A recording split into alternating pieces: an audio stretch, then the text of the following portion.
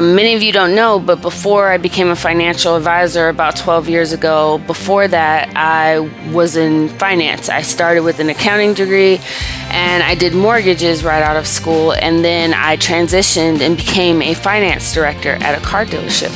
I worked at Nissan for a few years, and then I also worked at Mercedes-Benz. And so what my job is I provided the financing or put together the financing when someone bought a car. And I know that industry like the back of my hand.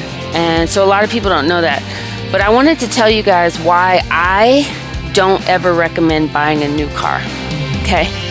Now that I'm a financial advisor, and even before I became a financial advisor, this is why I don't recommend buying a new car. So let's say you go in to buy a new car and you're looking at something like, a Toyota Camry or a Chevy,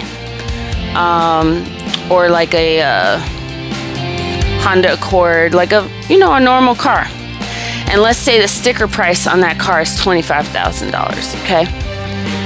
You are going to be buying that car for $25,000 because, number one, they're always going to sell you on payment. They're never going to talk about the price of the car. And if you go in there and you're not negotiating price, and instead you're saying, hey, I want to buy a car, but I can only afford $350 a month, what they're going to do is they're going to try to bump you essentially to a payment of $400, $450, $500, whatever they can get you to.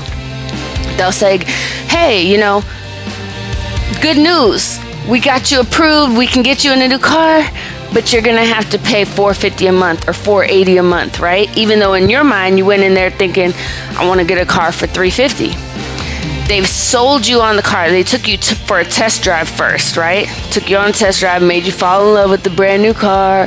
Now you want it. So now you're like, you know what? I think I could afford $450 a month or $480 because, I'd be spending money eating out. And if I just let go of some of that, I could probably afford this car. Boom, boom, boom. In your mind, you're not thinking about car insurance, gas, maintenance. You're not thinking about any of that. You're just like, I want this new car, okay? At this point, you're emotionally involved. They've sold you on the car. They locked you in the payment. What you don't realize is you're probably paying full sticker for the car. So you're spending $25,000 on the car. On top of that, they're adding dealer fee, right? Dealer fee is probably like $800. They're adding taxes. They're adding licensing fees and other dealer fees to that, okay? So now you're financing $27,000, $28,000. The invoice on the car, which is actually what it's worth, is $23,000. So now you're financing $27,000 on a $23,000 car, okay? On a new car. As soon as you drive off the lot, the car is no longer new. The car is now used.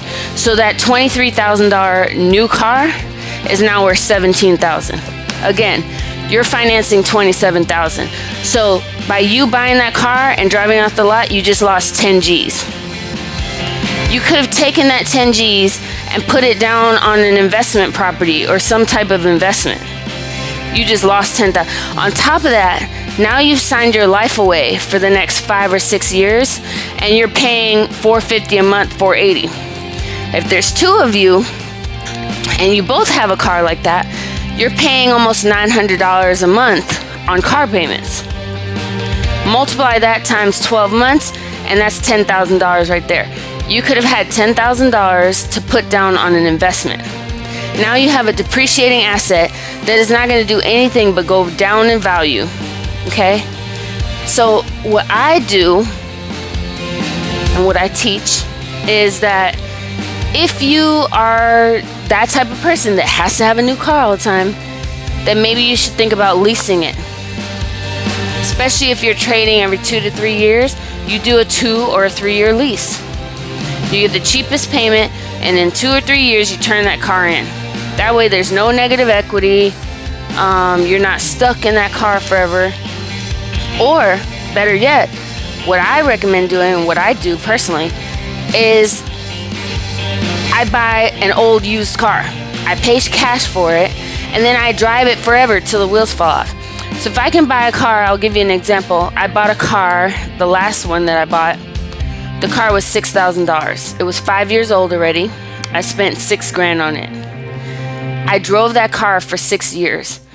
It was in excellent condition. Every now and then I had to pay for repairs, whatever. But then at the end of my use of that car, I sold that car for $3,000. So again, I bought a car, I drove it for 6 years, and at the end of 6 years, I sold it for $3,000. I bought it for $6,000, I sold it for $3,000. So I only spent about $3,000 on that car, plus maintenance, repairs in between. I probably spent about $1,600 a year on repairs, but that's way cheaper than having a car payment. If you take $1,600 and you divide it by 12, that's $133 a month on average, okay? And that car was amazing, and it still was working. I just needed a bigger car.